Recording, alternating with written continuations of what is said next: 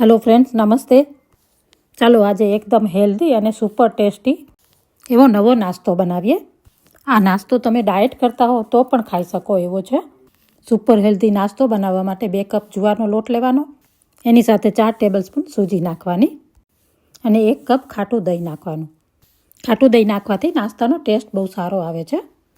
થોડું થોડું પાણી એડ કરતું જવાનું અને સારી રીતે મિક્સ કરીને આવી કન્સિસ્ટન્સી હોવી જોઈએ. પછી એને ઢાંકીને 15થી 20 મિનિટ માટે રેસ્ટ પર મૂકવાનો. 20 મિનિટ બાદ 1 ટેબલસ્પૂન ઓઇલ નાખવાનું. નાસ્તો હેલ્ધી બનાવવા માટે હું ઓલિવ ઓઇલ યુઝ કરું છું. 1 ટેબલસ્પૂન લીલું મરચું પીસેલું, 1 ટેબલસ્પૂન આદું પીસેલું, ટેસ્ટ પ્રમાણે નિમક, અડધો કપ ઝીણા સમારેલા લીલા ધાણા નાખી સારી રીતે મિક્સ કરી દેવાનું. બેટર વધારે છે તો અડધું હું બીજા બાઉલમાં નાખી દઈશ. અડધું બેટર લીધું છે.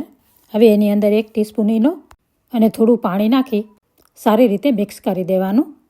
ઈનો નાખવા પહેલાં સ્ટીમર રેડી કરી દેવાનું અને જે વાસણમાં તમે સ્ટીમ કરવા મૂકવાના હોય એને ઓઇલથી ગ્રીસ કરી દેવાનું. બેટર સારી રીતે મિક્સ થઈ જાય ત્યારે થાળીમાં નાખી એનું લુક સારું આવે એના માટે લાલ મરચું ઉપર નાખી રેડી કરેલા સ્ટીમરની અંદર થાળી મૂકી દેવાની. પછી ઢાંકીને મીડિયમ ટુ હાઈ ફ્લેમ ઉપર 20 મિનિટ માટે સ્ટીમ કરવાની. 20 મિનિટ પછી થાળી કાઢી અને બહાર મૂકી દેવાની. ઠંડી થઈ જાય એટલે એના માટે વઘાર કરી લેવાનો. તો એના માટે 2 ટેબલસ્પૂન ઓઇલ નાખ્યું છે. વઘાર માટે રાઈ, જીરું, હિંગ, તલ, લીલો લીમડો નાખી અને ચટકી જાય એટલે સ્ટીમ કરેલા નાસ્તાને કટ કરી એના પર વઘાર નાખી દેવાનો.